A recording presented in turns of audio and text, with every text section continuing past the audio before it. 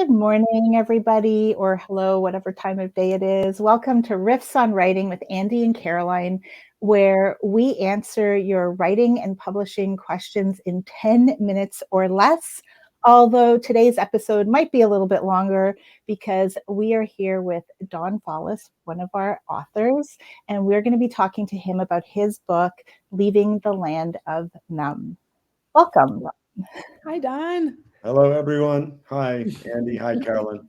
Good to see you. So we really want to know what inspired this book. What sort of went through your mind to write this book, and why it was such an important book for you to write. Oh, that's a good question. I grew up in the land of Numb. That's why I titled the book Leaving the Land of Numb, because I no longer live there.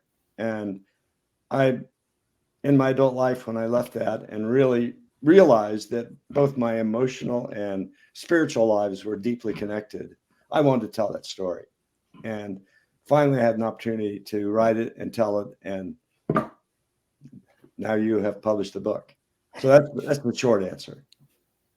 It's a good answer. And you worked, Don, am I right, with Sean Smucker and Miley too, on getting this book worked up into. Yes, I actually joined about 11 other writers who wanted to write their memoir, and so that we met every other week for 6 months on Zoom, and about half of the folks stayed with it, and I think of the half, only 2 of us have published. Oh, and, wow! I mean, I think well, congratulations. But it's as you both know, and as any writer knows, it's to get from A to B, from starting to get the book out. It's a lot of work. It's good work. It's important work, but it is a lot of work, and it's a lot of rewriting. And even these folks, they were all 11 were writers. Still, that was like, oh, I had no idea it was going to be this much work. Yeah. It's not to scare people, but it's just the truth. It is the truth. It is the truth. It's true. Well, Don, tell us a little bit about your writing process. Like, what do you do? Where do you work? Do you have a routine or ritual, something around that? Yes, I write. I write a religion column for a newspaper, and that started 20 years ago. A Sunday column. I've written about 800 columns, 800 word columns. And so I wanted to do that because I was a campus pastor at the University of Illinois at the time. And I just thought I had things to say. And I'd written about 50 freelance pieces for small religious or publications. And so my process of writing starts early in the morning. I am no good past noon in terms of writing. I mean, every now and then I am. Every now and then I show up at a Starbucks and I can go there, but not generally. I'm here at my desk. I start early in the morning, and this is my journal right here. This is a hardback journal it's about my 50th 200-page journal. Wow. I've written about 1,000 pages in my journal. Oh, no, more than that, way more than that. And so I start, I reflect, I write in my journal about 500 words. And so that's how I do it. I don't think other people have to do it, but it gets my mind going. And that's when I write. I usually write at my desk where I am right now, or on my dining room table. Mm-hmm. I don't have to leave and go places. I know people like to do that, but I'm an empty nester. My house is quiet. And so that's how I do it. That's awesome. You've covered our questions about what does your workspace look like, and but I want to know this: is it a messy workspace or is it very neat? It's not very messy. It's pretty neat. Yeah, it's pretty neat, and it's quiet. You know, some people like music, some people like noise. I like it totally quiet, and sometimes one of my neighbors, they have kids. Their kids are out playing. I love the kids, but it bugs me when I'm trying to concentrate. So I put my AirPods in and I just put on white noise, and that doesn't bother me. You know, some people, they would say, "Oh, white noise drives me crazy," but I don't do that very often. Normally, I just want it really quiet. I don't want any music. Just really quiet. You know, for a minute, I pictured you standing at the door, shaking your fist at those kids. No, I don't do that. Pesky kids, like No, Dennis the Menace, I don't right? do that, but That's awesome. Do you have any writing books that have inspired you? oh, yeah, I think so. One of the famous ones by Anne Lamott, Bird by Bird, that a lot of people recommend. I would too. The Writing Life by Annie Dillard. I like Annie Dillard. The Art of Memoir by Mary Carr. Yeah. That's a great book. And I read that book before I started my memoir. Writing Down to the Bones is a book I like. I like Brett Lott's book, Before We Get Started. I haven't read that one. Yeah. It's a good one. So yeah, I like a writer that I've met. I've come in contact in recent years called Leslie Leyland Fields. Oh, yeah, I know Leslie. She's written a book called Your Story Matters. Yeah. And I've taken her class. She's got a 9-week class on how to write your story. It was good. It's good. And she lives up on an island in Alaska. And I wanted to go to her writing retreat last year, but it didn't work out. So, but books like that I like, and I think, yeah. But those are great. I would yes, say books, but get a journal. I mean, I talked to a guy the other day, and I said, "Listen, write your thoughts in your journal." And he said, "Oh, I hate writing a journal." I said, "Well, then what is it you want to write?" He said, "Well, I like to write a column like you write."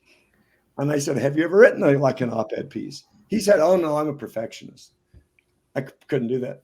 I said, "Well, you just said you wanted to write a piece."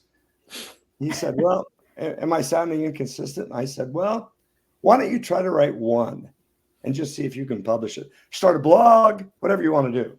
I mean, just try it." And I mean, he was really worried. He said, "What if people don't like it?" I said, "Don't write. Don't write if you want everybody to like. If you want to be liked by everybody, I don't know. Go visit a humane society and play with golden retrievers." That's good wisdom right there. That's great advice. Good wisdom. Yeah, That's right. I mean, I wrote this and I told a real story. Huh. And I think you got to decide if you're writing a memoir, for example. I don't write fiction. I admire fiction writers. But in memoir writing, Sean Smucker was very helpful here, Andy. The first week he said, "Here is the main question I have for you. Are you willing to write a real story, a true story? Mm-hmm. If you're not, wrong class for you." Mm-hmm. I thought, wow, that's a great question. And he said, "So the first few weeks, I just want you to figure out what your theme is. Mm-hmm. What's the story you want to tell? What's the theme?" Mm-hmm. And boy, was that helpful to me.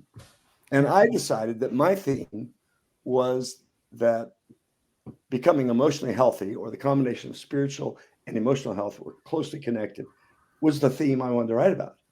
Be emotionally healthy. And Smucker said, whatever your theme is, it is a universal theme. You will not be the only person that has that theme. But if you do it well, that's what people will like about your memoir. Mm-hmm. I think he's exactly right. I think you just hit that. That's exactly what the whole point of memoir is. It's for how to have people be interested and connect with it, because that's a theme we can understand, even if our story might be very different than yours, that's something we can understand. That's exactly right. I mean, people that have liked my memoir, that have read it, what they have said is, "I've read your memoir. It was great. It reminded me of my story." That's it. And Sean said, if you get that compliment, that's high praise. That is very high praise. So yeah. I think it's right. And some people in the class realized they were not willing to tell their story. They're like, I can't believe I got to tell my real story. And Sean said, that's right. I mean, you think you can tell your story, but when you really get into it, are you willing? You don't have to tell people anything you don't want to. Right. That would be inappropriate. To tell people everything. You're not going to say, let me start by saying I've struggled with constipation for the last 3 months. Too much information. But you have to say, here's what I'm going to tell you. And your reader has to say, I can't believe she told me that. Oh, it was great. Oh, I don't think I could do that. See, that's what readers want to know. They want to know what your conflict is, and they want to know if you have the guts to face it.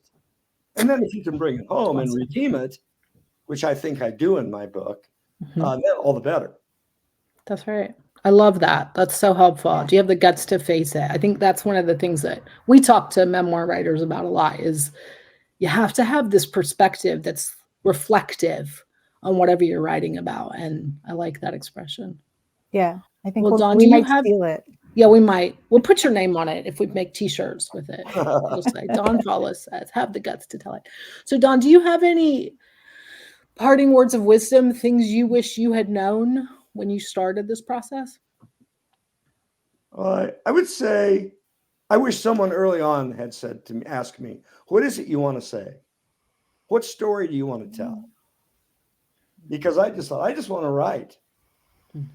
And if someone had said, let me help you hone your craft early on. What is it you want to, what do you want to write? What is it that really turns your fan? Because I think you both know this. I mean, at the end, you do it because you really have to want to do it. I mean, if you say, I'm writing this book, I don't really, it's really not much fun and not that meaningful to me, but I think I'm supposed to do it. Boy, good luck with that. No, you got to want to do it. It's too hard to not really want to do it. So I think if someone had said, what is it you want to say? What is it you want to say? And who do you like that you really admire? I mean, when I was in high school and college, I read all the John Steinbeck books. And I remember, his little book of Mice and Men, this really great little novella. It's wonderful. I remember sitting in my apartment at Kansas State University and writing longhand some of the paragraphs that I liked. I wrote them out. Wow. And I thought, ooh, I want to write like that. And they would flow off my pen. So, but I mean, if you can figure out what you want to say and where you want to go, you're headed down the right road. I think that's brilliant. I love that. We're just going to be quoting you from now on, Don. We'll send you a royalty check later. You're welcome to. Awesome. No, that was actually fantastic. And I think that that's advice that everybody can take. And I love the way you put it. Yeah. Well, thank you. Yeah. Well said. You must be a writer. Well, hey, Don, thank you for your time. We really appreciate you being. You're very welcome. And I wish you and all the writers you work with all the best. It's a wonderful thing to do. So you can find Don's book on our website, mountainash.press, and it is available at all the retailers. So it's an easy book to find, Leaving the Land of Numb. And we will see everybody next time. Take care.